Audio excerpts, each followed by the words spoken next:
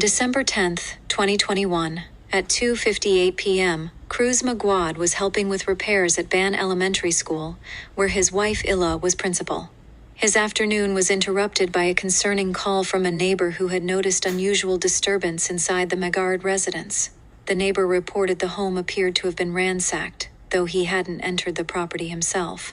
Immediate response, Cruz immediately contacted his wife, who was away on business, and urged her to return home.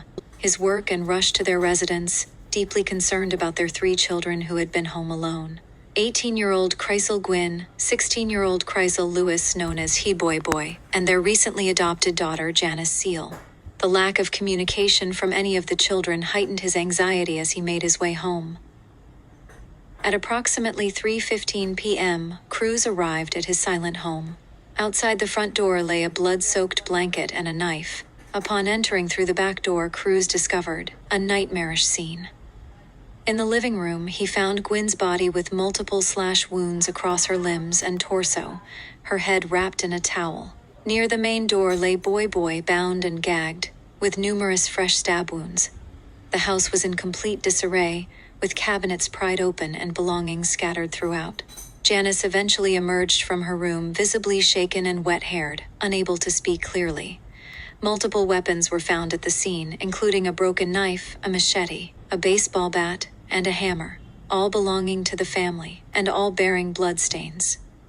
The crime scene analysis revealed that Gwyn had suffered 32 stab wounds, with injuries severe enough to nearly sever limbs, while Lewis had endured 51 knife wounds.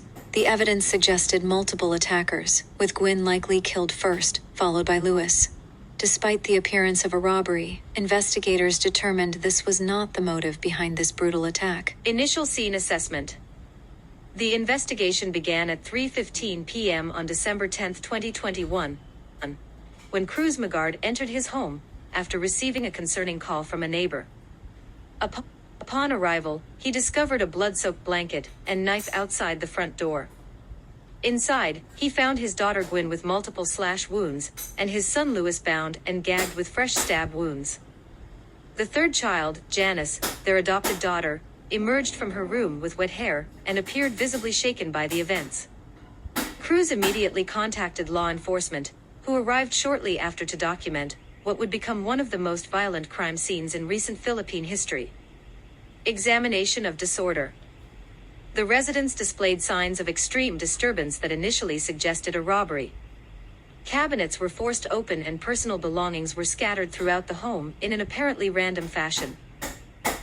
However, investigators noted peculiar inconsistencies in the chaos pattern that didn't align with typical burglary scenes. The disarray, while extensive, lacked certain characteristic elements of genuine theft incidents. Several weapons were found at the scene. And the question haunted everyone. Why?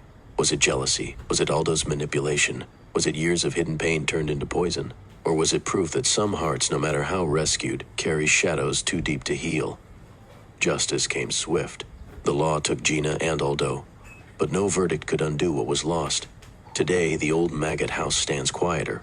The echoes of the Tic Tac trio gone. Their videos, once a source of joy, now painful reminders of innocence betrayed.